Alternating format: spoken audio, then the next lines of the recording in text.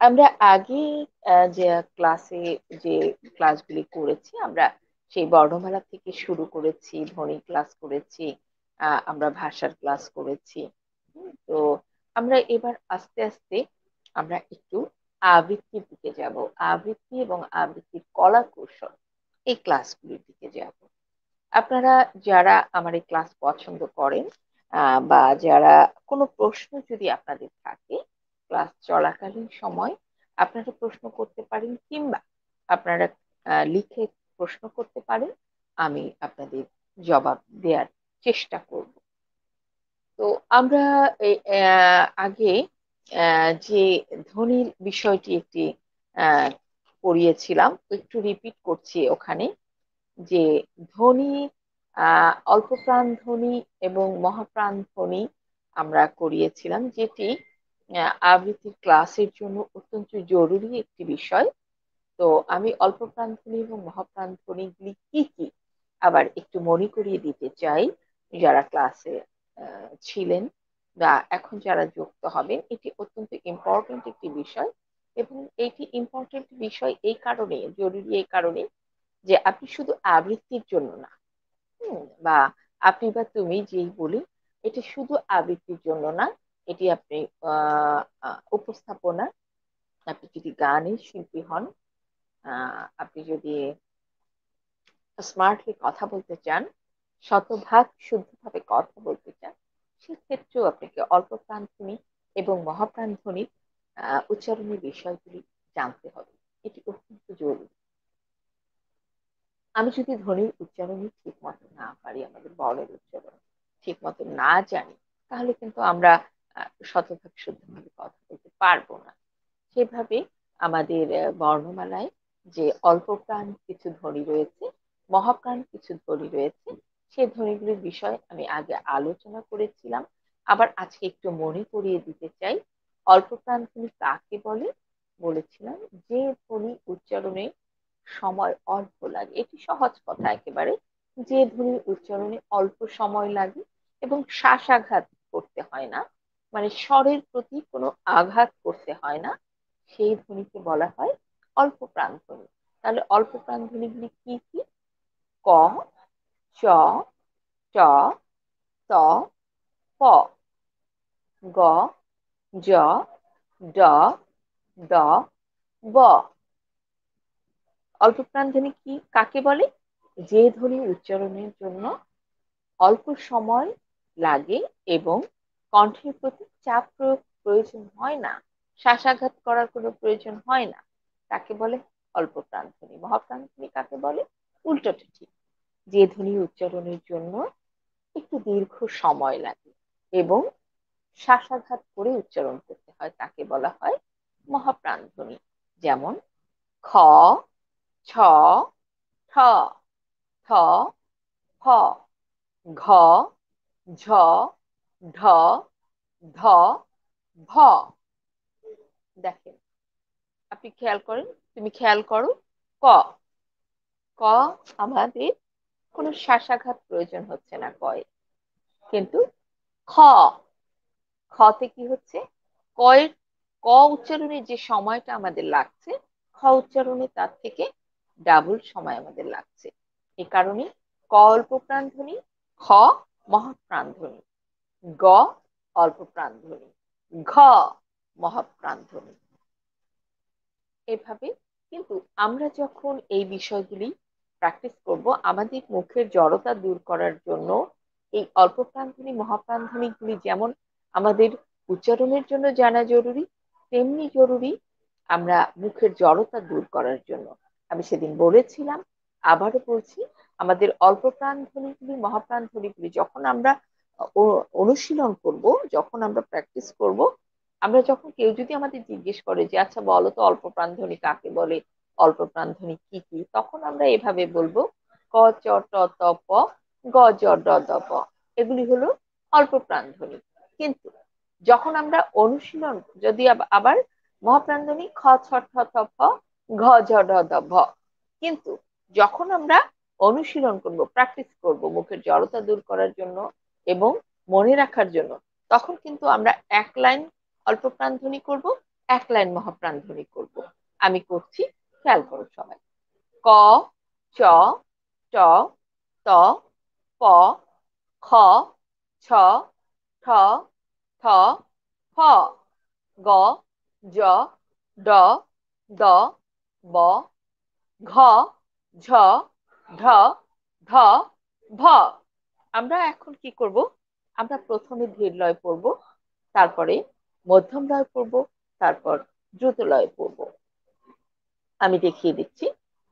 ক, চ, ট, ত, প, খ, ছ, ঠ, থ, হ।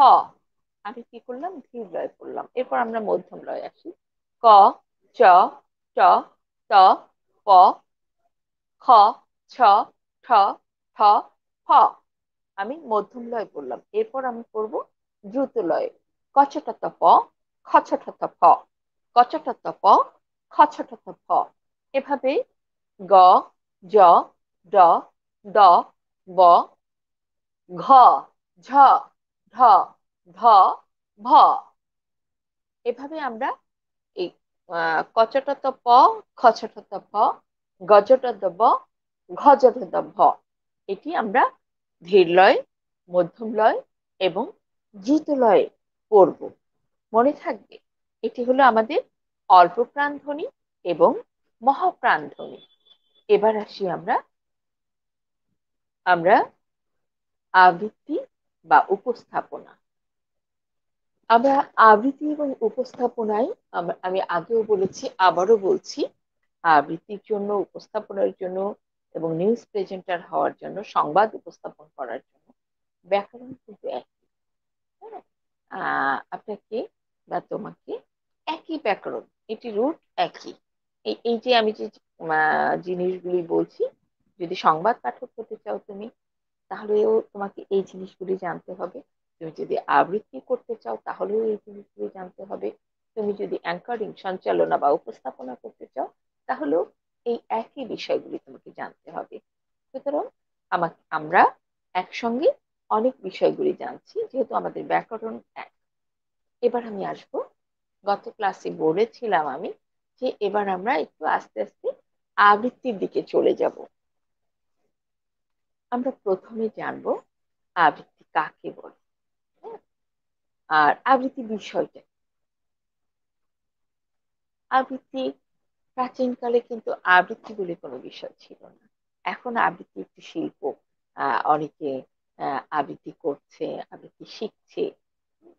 কিন্তু এই এই আবৃত্তিটি আহ, এখন থেকে 100 বছর আগে, 200 বছর আগে মূলত আবৃত্তি ছিল না। তখন হতো কি, যে যেমন আমাদের পাল যুগ, আর্য যুগ, এই যে যুগ, এই যে প্রাচীন যে মোগল যুগ, এই সময় হতো কি, আমাদের যে কবিতাকে বা ছন্দবদ্ধ কোনো বিষয়কে, কোনো সাহিত্যকে তখন করা হতো কি, পাঠ করা হতো, পড়া হতো। এবং একজন পড়তেন, অনেকে সেটা শুনতেন। হ্যাঁ, এবং শুনতেন যখন, তখন সেটাকে বলা হতো কি, মানসিক কাব্যক্রিয়া বলা হতো কখনো এটির নাম, কখনো এটার নাম ছিল সংপাঠ্য। হ্যাঁ, তো শ্রোতাদের তখন করতো কি, শ্রোতারা এটার ভেতর থেকে, ওই যিনি পড়তেন ওটার মধ্যে থেকে শ্রোতারা ওটার রস, হ্যাঁ, রস বোধ উপলব্ধি করতেন। আস্তে আস্তে এটি হলো কি, সময়ের পরিক্রমায় আহ যখন আস্তে আস্তে সময় অতিক্রান্ত হলো, তখন এই যে কাব্য, মানসিক কাব্যক্রিয়া এবং সংপাঠ্য যেটাকে বলা হতো, বা মানসিক কাব্যক্রিয়া, এটা কি আস্তে আস্তে রূপান্তরিত হতে হতে এটাই আবৃত্তিতে পরিণত হলো। এখন আহ আবৃত্তি আসলে মূলত কি? কেউ কেউ বলেন আবৃত্তি একটি চিত্রশিল্প। কি চিত্রশিল্প? সবাক চিত্রশিল্প। এখন প্রশ্ন আসতে পারে, আবৃত্তি তো আবৃত্তি, এটা আবার সবাক চিত্রশিল্প কিভাবে হয়? আবার সবাক চিত্রশিল্প এটা কিভাবে হয়? প্রশ্ন আসতে পারে। একজন চিত্রশিল্পী তিনি যখন ছবি আঁকেন, তার কাছে একটি সাদা কাগজ থাকে। সেই সাদা কাগজে তাকে ছবি আঁকতে বলা হয় যখন, তখন প্রথমে তাকে পেন্সিল দেওয়া হয়, তারপরে তাকে কালার দেওয়া হয়, রং দেওয়া হয়। সে কিছু হয়তো রং পেন্সিল দিয়ে কালার করেন কিংবা জল রং দিয়ে কালার করেন। প্রথমে সে একটি ছবি আঁকেন, তারপরে সে একটি রং দিয়ে একটি গ্রামের দৃশ্য, একটি শহরের দৃশ্য কিংবা একটি মানুষের অবয়ব কিংবা যে কোনো একটি ছবি সে তৈরি করে। ঠিক তেমনি ভাবে একটি কবিতা একজন আবৃত্তি শিল্পী কণ্ঠের মাধ্যমে সেই কবিতাটিকে এমন ভাবে উপস্থাপন করেন যে সেটি, যিনি শ্রোতা, যিনি সামনে থাকেন, সামনে বসে শোনেন, তার কাছে মনে হয় যে সে ছবি আঁকছে। যখন সে শিল্পী যখন আবৃত্তি শিল্পী যখন কবিতাটি পড়ে, তখন সে মূলত কণ্ঠ দিয়ে ছবি আঁকে। এখানে কাগজ কলম নেই বা রং নেই, তার কণ্ঠর কারুকাজ। এ কারণেই আবৃত্তিকে সবাক চিত্র বলেছেন কেউ কেউ। এখন আবৃত্তি মূলত আমরা যেটি ব্যাকরণগত ভাবে আবৃত্তি কাকে বলে, এটি যখন আমরা একটি প্রতিটা জিনিসেরই একটি ব্যাকরণগত বিষয় রয়েছে। এখন আমরা যদি জিজ্ঞেস করি কেউ বা আমাদেরকে যে আবৃত্তি মূলত কাকে বলে, আবৃত্তি মূলত কি, তাহলে আমরা বলবো এটা যে কণ্ঠস্বরের মাধ্যমে কবিতার ভাব, রস, ছন্দ এগুলি ঠিক রেখে বিরাম চিহ্ন, ভাব, লয়, ছন্দ, বিরাম চিহ্ন, রসবোধ এগুলি ঠিক রেখে একটি কবিতাকে উপস্থাপিত করাই মূলত আবৃত্তি।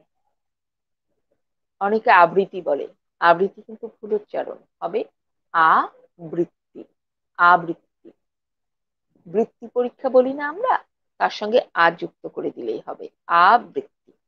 তাহলে আবৃত্তি কাকে বলে? একটি কবিতাকে, একটি কবিতার ভাব, রস, তাল, লয় এবং কবিতার বিরাম চিহ্ন ঠিক রেখে যথাযথভাবে একটি কবিতাকে উপস্থাপন করাই আবৃত্তি।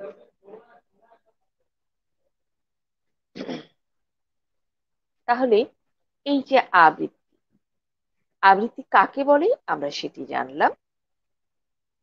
এখন এই আবৃত্তি করার জন্য আমরা বললাম আবৃত্তি করব, তাহলে তো আবৃত্তি হয়ে যাবে না।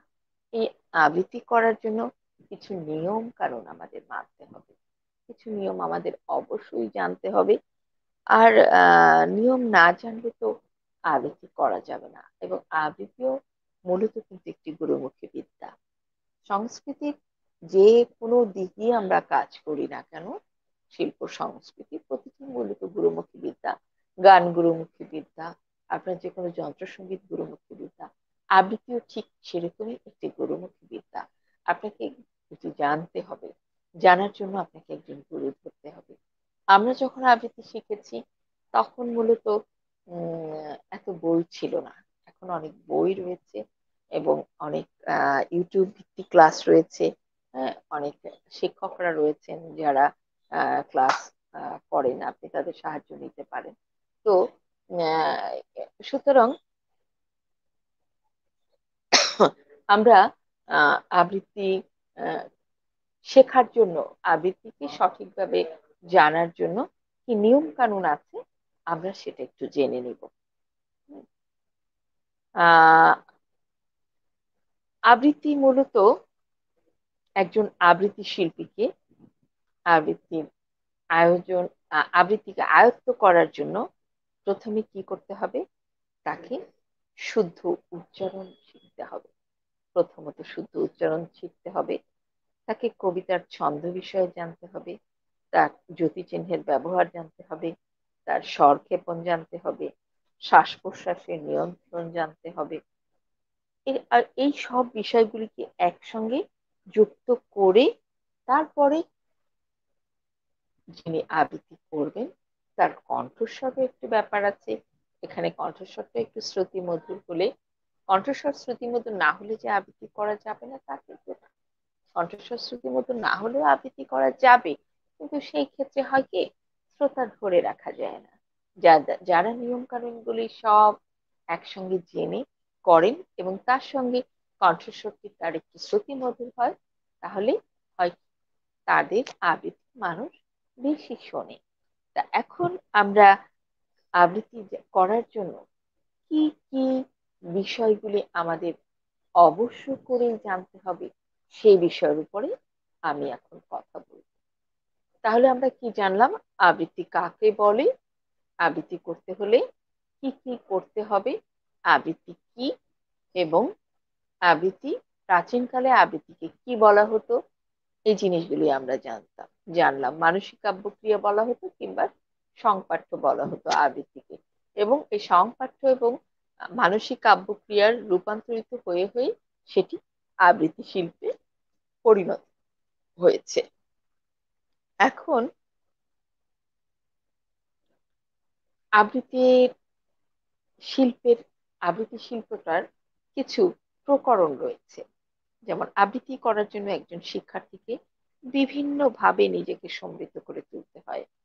হুম, এখন কি কি বিষয়গুলি নিজেকে জানতে হবে, সেই বিষয়গুলি আমি আলোকপাত করছি। প্রথমে আসা যাক উচ্চারণের বিষয়টি। হুম, যেমন আবৃত্তি শিল্পের প্রধান উপাদান হলো সুস্পষ্ট সুস্পষ্ট বিশুদ্ধ উচ্চারণ এবং উচ্চারণের বিভিন্ন কৌশল প্রয়োগ জানতে হবে। ভুল উচ্চারণ, বিপরীত উচ্চারণ, আনাড়ি উচ্চারণ ইত্যাদি কবিতার ভাব এবং রস বোধকে ব্যর্থ ভাব এবং রস বোধকে উপস্থাপনা করার জন্য ব্যর্থতায় রূপান্তরিত করবে। অনেকের আছে কণ্ঠস্বর ভালো, অনেকের কাব্য জ্ঞানবোধও ভালো, হ্যাঁ, অনেকে বেশ কণ্ঠে নাটকীয়তাও আনতে পারেন, তার ছন্দ জ্ঞানও ভালো আছে, সে জ্যোতিচিহ্নের ব্যবহারও জানে, কিন্তু সে উচ্চারণ ভুল করবে, তখন কি তারা আবৃত্তি সঠিক হবে? হবে না। তাহলে প্রথমে আমাদের করতে হবে কি, উচ্চারণের দিকে সতর্ক দৃষ্টি রাখতে হবে। তাহলে আবৃত্তি শিল্পের প্রকরণ আমি এখন কিন্তু আলোচনা করছি। আবৃত্তি শিল্পের প্রকরণের জন্য প্রথম 1 নাম্বার বিষয় হলো কি, 1 নাম্বার শুদ্ধ উচ্চারণ। 2 নাম্বারে আসি আমরা উপলব্ধি। উপলব্ধি কি, একজন আবৃত্তি শিল্পীকে কবিতাটিকে আত্মস্থ করতে হবে। আমরা মনে করি, অনেকেরই ধারণা আছে, কণ্ঠস্বর একটু সুন্দর হলেই একটা কবিতা আবৃত্তি করা যায়। বিষয়টি কিন্তু তা নয়। কবিতাকে বুঝতে হবে, কবিতাকে ধারণ করতে হবে। একজন কবি কবিতার প্রতিটি লাইনে প্রতিটি লাইনে কবিতার একটা লাইনের মধ্যে তিনটা চার 3-4 ধরনের আবেগ কাজ করে একটা লাইনের ভিতরে। কবি সেভাবে কবিতা লিখতে, অনেক কবিতা আছে যে একটা লাইনের ভিতরে অনেকভাবে একটা লাইনকে উপস্থাপন করা যায়। হ্যাঁ, ওই জন্য সেটাকে বুঝতে হবে। এবং আবৃত্তি শিল্পী যদি কবিতাটাকে বুঝতে না পারে, উপলব্ধি করতে না পারে, তাহলে তার কণ্ঠস্বর যত সুন্দর হোক, সে যতই শুদ্ধ উচ্চারণ করুক, সে যতই জ্যোতিচিহ্নের ব্যবহার জানুক, তার আবৃত্তি কিন্তু পারফেক্ট হবে না বা সুন্দর হবে না। তাহলে আমরা প্রথমে জানলাম কি, শুদ্ধ উচ্চারণ। দ্বিতীয়টা জানলাম কি, উপলব্ধি। তৃতীয় তৃতীয় বিষয় 3 নাম্বারে আসে কণ্ঠস্বর। কণ্ঠস্বরের প্রয়োগ, কণ্ঠস্বরের যে ওঠানামা আবৃত্তির ক্ষেত্রে, এটিও জরুরি একটি বিষয়। কোনোটির চেয়ে কোনোটি কম জরুরি নয়। যেমন কণ্ঠস্বরের ব্যবহারে আমরা কখন আবেগ আনবো, কখন বিভিন্ন আবেগে কিন্তু বিভিন্ন ভাব প্রকাশ হয়। হ্যাঁ, কখনো কোনো আবেগ, এমন আবেগ আছে প্রেম প্রকাশ হবে, কখনো কোনো আবেগ আছে কান্না প্রকাশ হবে, কখনো কোনো আবেগ আছে দ্রোহ প্রকাশ হবে। এ কারণে, এবং এই যে আবেগগুলি, এটি আমরা কোথা থেকে প্রকাশ করব?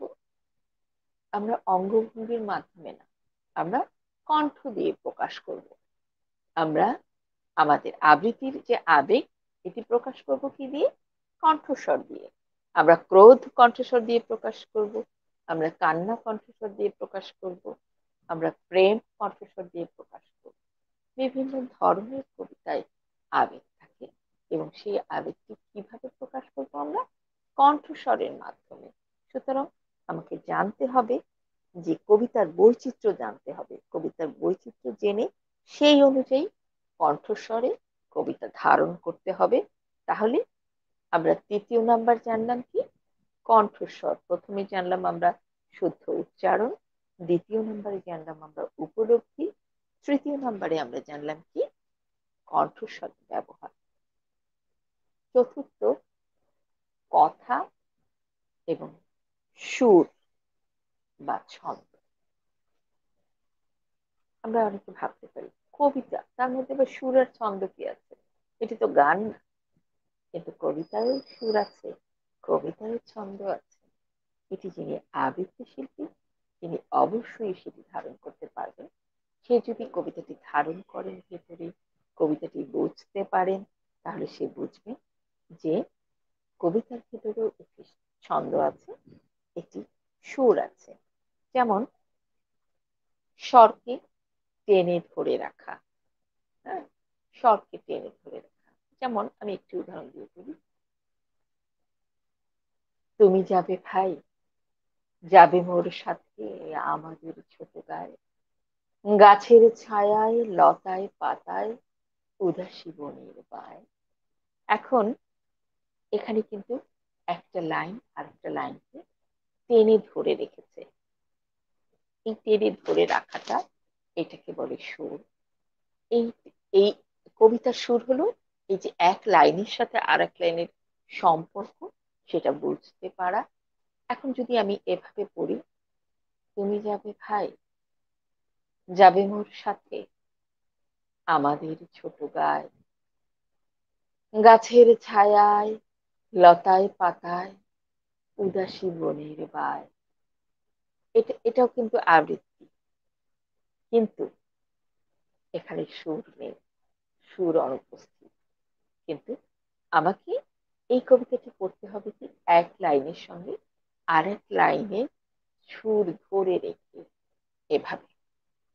তুমি যাবে ভাই, যাবে মোর সাথে আমাদের ছোট গায়ে, গাছের ছায়ায় লতায় পাতায় উদাসী বনের বায়। এখানে কিন্তু এক লাইন আরেক লাইনকে টেনে ধরে নিয়ে যাচ্ছে। এটি হলো কবিতার সুর। তাহলে আমরা চারটা জিনিস জানলাম। প্রথমে শুদ্ধ উচ্চারণ। একজন আবৃত্তি শিল্পীকে কি কি জানতে হবে? প্রথমে শুদ্ধ উচ্চারণ, দ্বিতীয় উপলব্ধি, তৃতীয় কণ্ঠস্বর, চতুর্থ সুর, কবিতার সুর এবং কথা উপলব্ধি। 5 নাম্বার আসি আমরা। 5 নাম্বার হলো কাব্য রসবোধ। কাব্য রসবোধটা কি? কবিতার ভিতরে আসলে বিভিন্ন রস রয়েছে, এবং এই রস নিয়ে আমরা আলাদা ক্লাস করব। 9 ধরনের রস রয়েছে কবিতার ভিতরে। হ্যাঁ, এটি ভাব এবং রসের ক্লাস যখন হবে, তখন আমরা এটি ডিটেলস আলাপ করব। এখন আমি অল্প বলে যাচ্ছি বিষয়টি।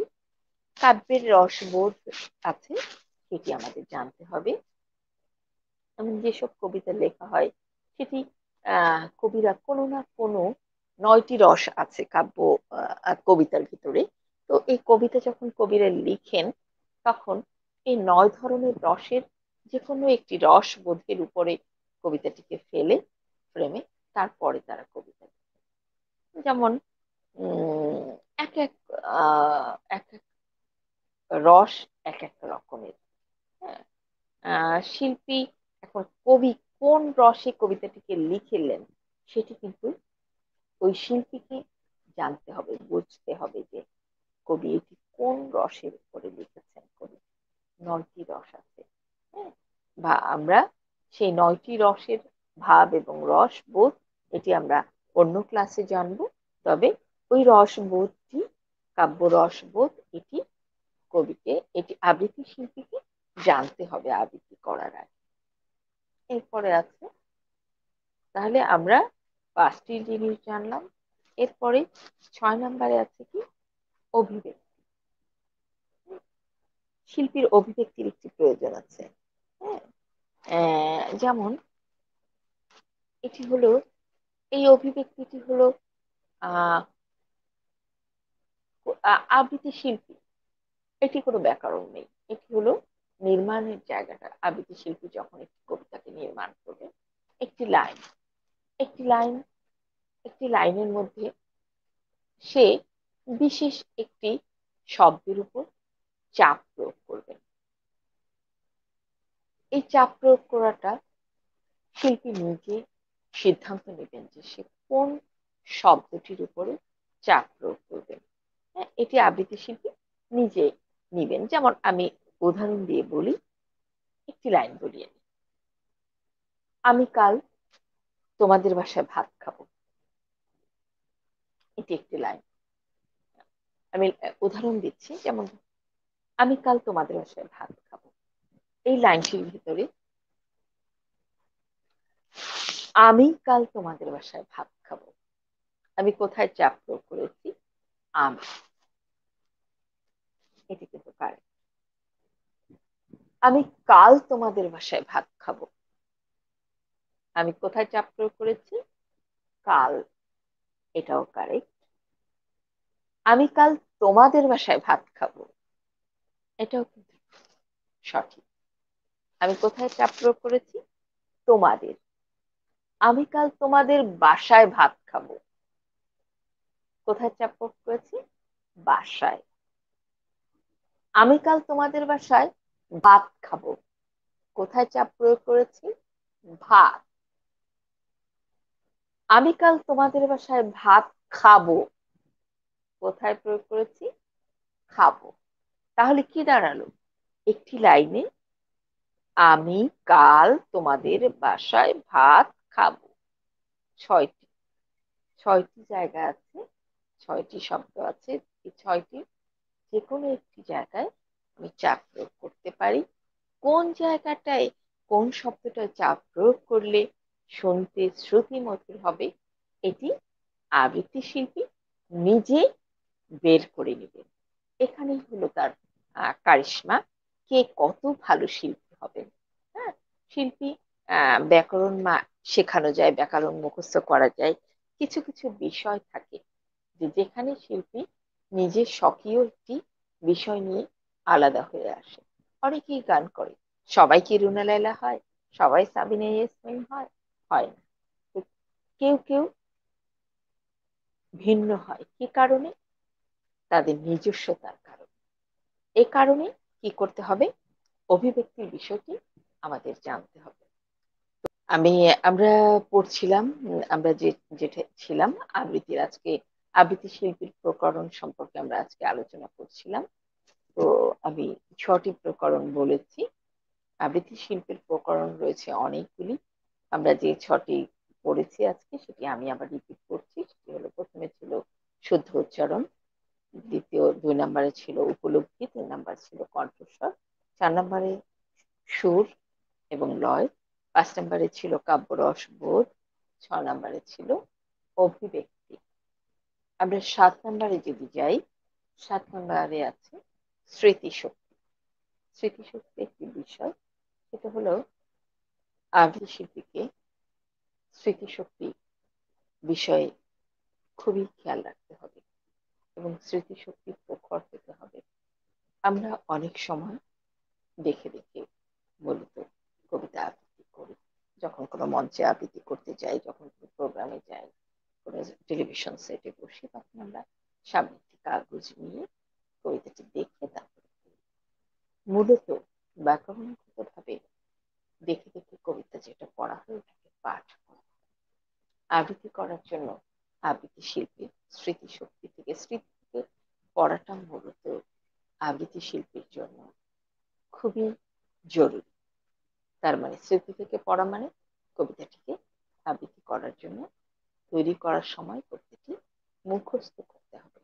মুখস্থ করলে হয় কি, আপনার কবিতায় যে আবেগ যেটি আছে, শতভাগ কনসেন্ট্রেশন, আপনার শতভাগ মনোযোগ, শতভাগ আবেগ অনুভব আপনি ঠিক মতো মুখস্থটা দিতে পারেন।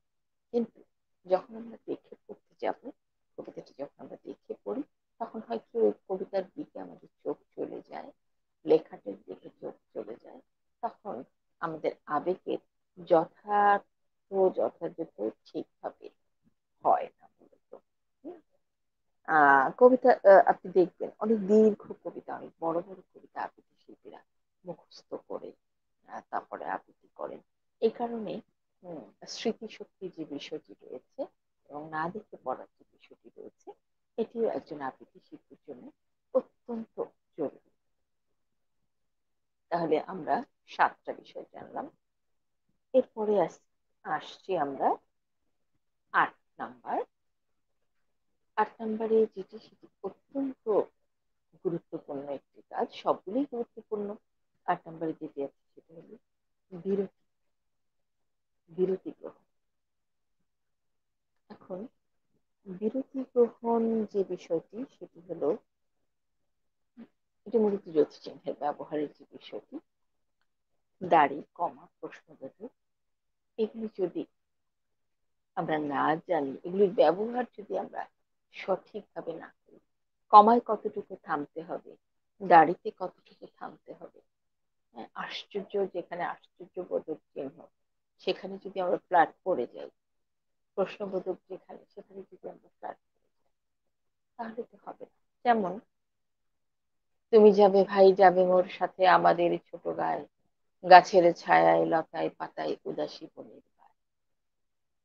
এই কবিতাটি যদি আমি এভাবে পড়ি, তাহলে কি হবে?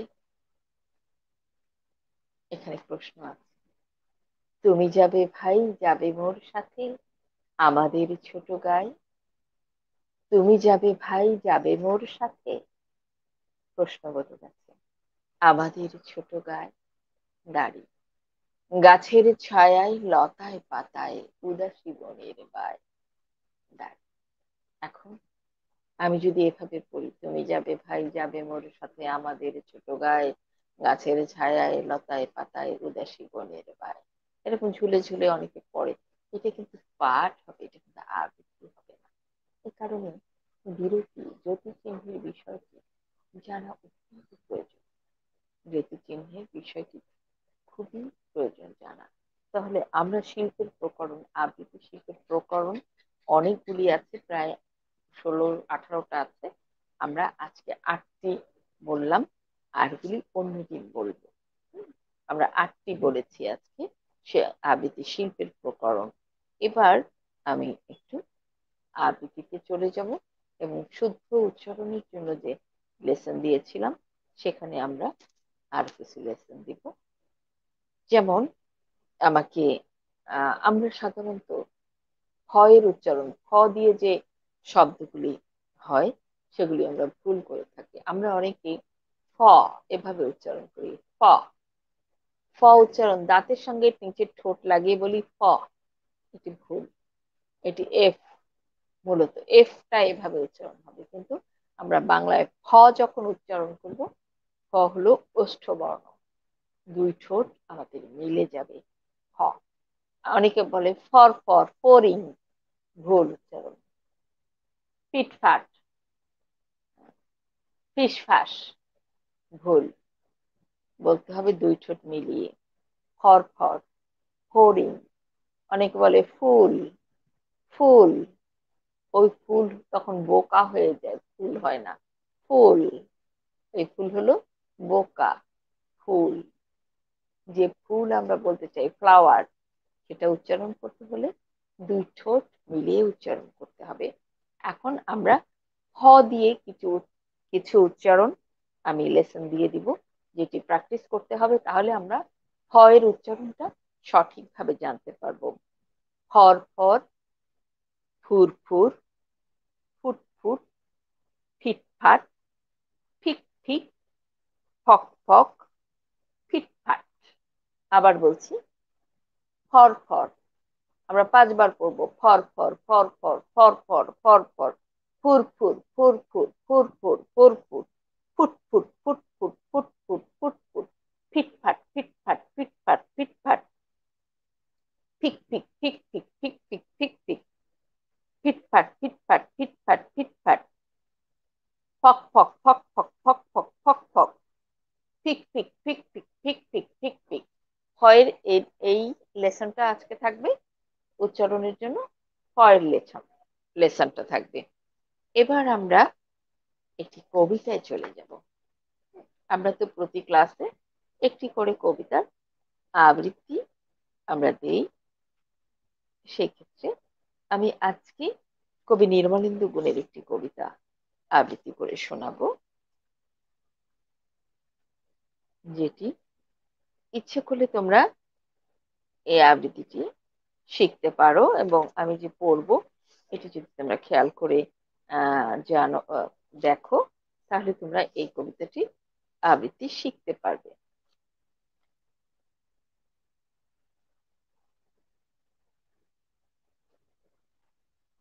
এই কবিতাটি, এটি এমন একটি কবিতা যেটি আমাদের যে ন্যাশনাল ডে গুলি, আহ, সে যে কোনো 26শে মার্চ, 16ই ডিসেম্বর, বা রবীন্দ্রনাথ, আমাদের তো এখন চলছে হলো জাতির পিতার জন্মশতবার্ষিকী চলছে।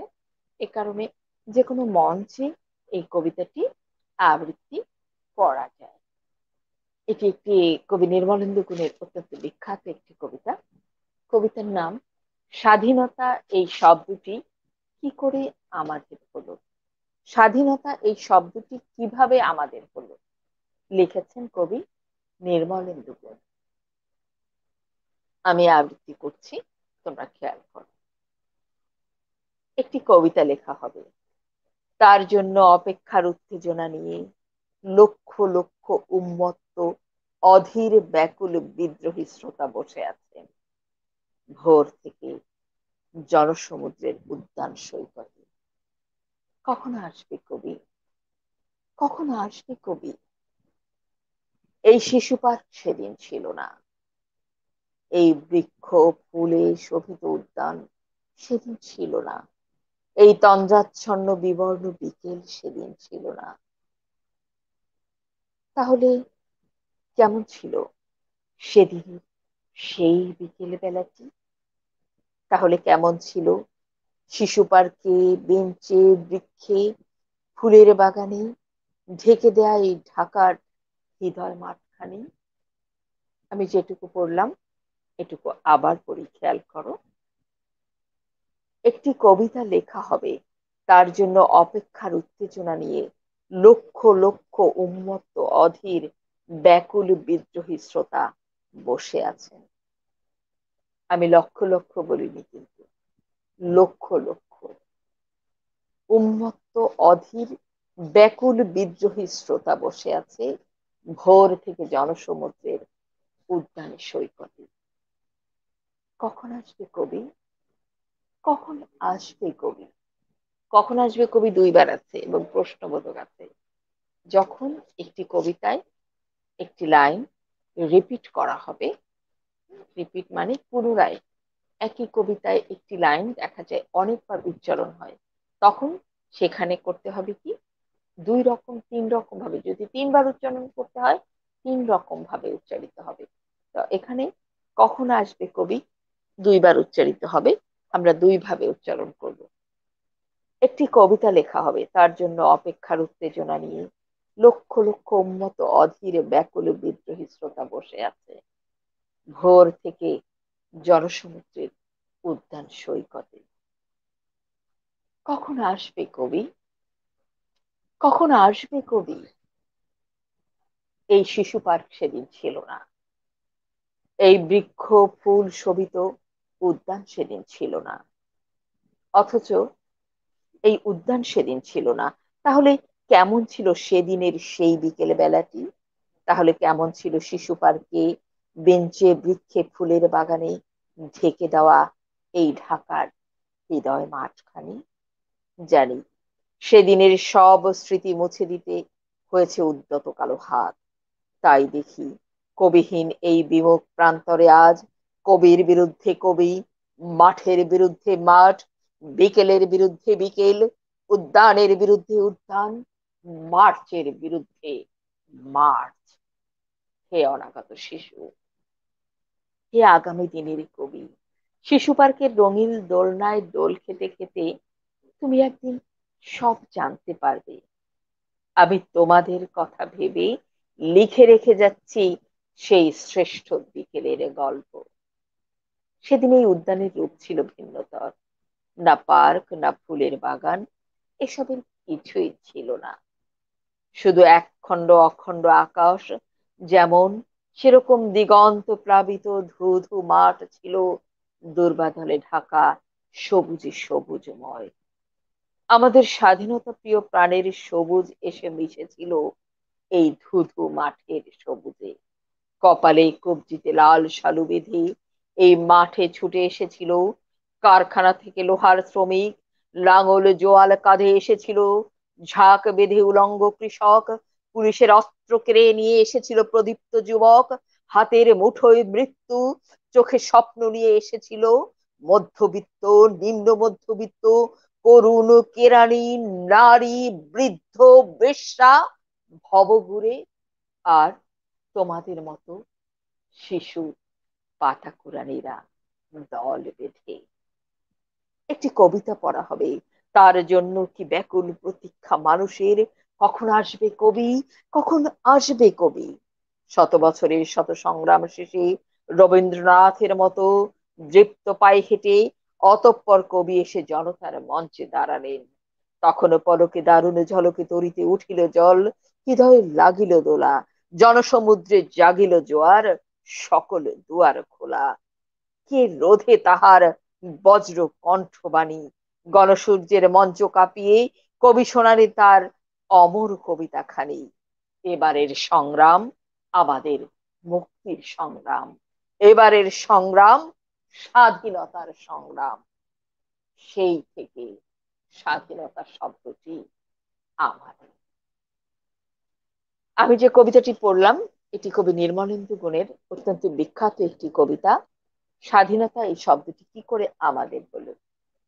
তোমরা যারা শুনছো তারা নিশ্চয়ই বুঝতে পারছো যে এখানে কবি, কবি নির্মলেন্দু গুণ এই কবিতায় কাকে কবি বলেছেন।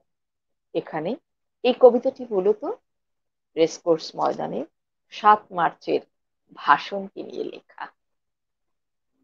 হ্যাঁ, 7 মার্চের যে ভাষণের জন্য যখন বঙ্গবন্ধু আসলেন, সেই তার আসার পূর্বে শিশু পার্ক এখন যেখানে শিশু পার্ক, এই যে বলেছে না কবিতায়, এই শিশু পার্ক সেদিন ছিল না, এই বৃক্ষ ফুলে শোভিত উদ্যান সেদিন ছিল না, এই তন্দ্রাচ্ছন্ন বিবর্ণ বিকেল সেদিন ছিল না। অথচ তাহলে কেমন ছিল সেদিনের সেই বিকেল বেলাটি? কবি বলেছে। এই কবিতাটি আমি আবারও তোমাদের পড়ে শোনাবো, এবং তোমরা যারা এই কবিতাটি আবৃত্তি করতে চাও, এই কবিতাটি অনেক বড় বড় আবৃত্তি শিল্পীরা আবৃত্তি করেছেন। ইউটিউবে সার্চ দিলে তোমরা এই কবিতাটি পেতে পারো। এবং যারা আমার কাছে জানতে চাও এই কবিতাটি সম্পর্কে, আরো ভালোভাবে বিশদভাবে জেনে তোমরা শিখতে চাও, তারা আমাকে লিখবে। তারা আজকের প্রোগ্রাম যারা দেখছেন, দূর থেকে এবং দূর কাছে থেকে, যে যেখানে প্রবাসে, দেশে যে যেখানে বসে আজকের এই প্রোগ্রামটি দেখছেন, সবার প্রতি আমার অনুরোধ রইল, আপনারা যেখানে যদি কোনো প্রশ্ন থাকে তাহলে আপনারা আমাকে প্রশ্ন করবেন, আমি আপনাদেরকে বলে দেব। আর একটি কবিতা মূলত একটি কবিতার জন্য একটি পুরো অনেক কয়েকটি ক্লাস করতে হয় একটি কবিতা আবৃত্তির জন্য। হ্যাঁ, তো আমি তো ব্যাকরণগত দিকে বেশি আপনাদেরকে ফোকাস করছি, যে মূলত ব্যাকরণ যদি জানা থাকে তাহলে কবিতা আবৃত্তি নিজেরাই করা যায়। তো সেই ক্ষেত্রে আমি ব্যাকরণের দিকে আহ, দৃষ্টি দিচ্ছি, এবং একটি ব্যাকরণের ক্লাসের সঙ্গে আমি একটি করে কবিতা আপনাদেরকে দিচ্ছি, যেটি আপনারা ইচ্ছে করলে আপনারা এটি করতে পারবেন। তাহলে আমি এই কবিতাটি আর একবার করে আজকের ক্লাস শেষ করব। আমাদের কবিতার শিরোনাম স্বাধীনতা, এই শব্দটি কিভাবে আমাদের হলো। শিক্ষার্থীরা তোমরা খেয়াল করে শোনো, আমি কিভাবে আবৃত্তি করছি। কবি নির্মলেন্দু গুণ। স্বাধীনতা এই শব্দটি কি করে আমাদের হলো। একটি কবিতা লেখা হবে, তার জন্য অপেক্ষার উত্তেজনা নিয়ে লক্ষ লক্ষ উন্মত্ত অধীর ব্যাকুল বিদ্রোহী শ্রোতা বসে আছে ভোর থেকে জনসমুদ্রের উদ্যান সৈকতে। কখন আসবে কবি, কখন আসবে কবি? এই শিশু পার্ক সেদিন ছিল না, এই বৃক্ষ ফুল শোভিত উদ্যান সেদিন ছিল না, এই তন্দ্রাচ্ছন্ন বিবর্ণ বিকেল সেদিন ছিল না। তাহলে কেমন ছিল সেদিনের সেই বিকেল বেলাটি? তাহলে কেমন ছিল শিশু পার্কে, বেঞ্চে, বৃক্ষে, ফুলের বাগানে ঢেকে দেওয়া এই ঢাকার হৃদয় মাঠখানি? জানি সেদিনের সব স্মৃতি মুছে দিতে হয়েছে উদ্যত কালো হাত। তাই দেখি কবিহীন এই বিমুখ প্রান্তরে আজ কবির বিরুদ্ধে কবি, বিকেলের বিরুদ্ধে বিকেল, মাঠের বিরুদ্ধে মাঠ, উদ্যানের বিরুদ্ধে উদ্যান, মার্চের বিরুদ্ধে মার্চ। হে অনাগত শিশু, হে আগামী দিনের কবি, শিশু পার্কের রঙিন দোলনায় দোল খেতে খেতে তুমি একদিন সব জানতে পারবে। আমি তোমাদের কথা ভেবে লিখে রেখে যাচ্ছি সেই শ্রেষ্ঠ বিকেলের গল্প। সেদিনের এই উদ্যানের রূপ ছিল ভিন্নতর। না পার্ক, না ফুলের বাগান, এসবের কিছুই ছিল না। শুধু একখণ্ড অখণ্ড আকাশ যেরকম, সেরকম দিগন্ত প্লাবিত ধু ধু মাঠ ছিল, দুর্বাদলে ঢাকা, সবুজে সবুজময়। আমাদের স্বাধীনতা প্রিয় প্রাণের সবুজ এসে মিশেছিল এই ধুধু মাঠের সবুজ। কপালে কবজিতে লাল শালু বেঁধে এই মাঠে ছুটে এসেছিল কারখানা থেকে লোহার শ্রমিক, লাঙল জোয়াল কাঁধে এসেছিল ঝাঁক বেঁধে উলঙ্গ কৃষক, পুলিশের অস্ত্র কেড়ে নিয়ে এসেছিল প্রদীপ্ত যুবক, হাতের মুঠোয় মৃত্যু, চোখে স্বপ্ন নিয়ে এসেছিল মধ্যবিত্ত, নিম্ন মধ্যবিত্ত, করুণ কেরানি, নারী, বৃদ্ধ, বেশ্যা, ভবঘুরে, আর তোমাদের মতো শিশু পাতা কুড়ানিরা দল বেঁধে। একটি কবিতা পড়া হবে, তার জন্য কি ব্যাকুল প্রতীক্ষা মানুষের। কখন আসবে কবি, কখন আসবে কবি? শত বছরের শত সংগ্রাম শেষে রবীন্দ্রনাথের মতো দৃপ্ত পায়ে হেঁটে অতঃপর কবি এসে জনতার মঞ্চে দাঁড়ালেন। তখনও পলকে দারুণ ঝলকে তরিতে উঠিল জল, হৃদয়ে লাগিল দোলা, জনসমুদ্রে জাগিল জোয়ার, সকল দুয়ার খোলা। কে রোধে তাহার বজ্র কণ্ঠবাণী? গণসূর্যের মঞ্চ কাঁপিয়ে কবি শোনালেন তার অমর কবিতা খানি। এবারের সংগ্রাম আমাদের মুক্তির সংগ্রাম, এবারের সংগ্রাম স্বাধীনতার সংগ্রাম। সেই থেকে স্বাধীনতা শব্দ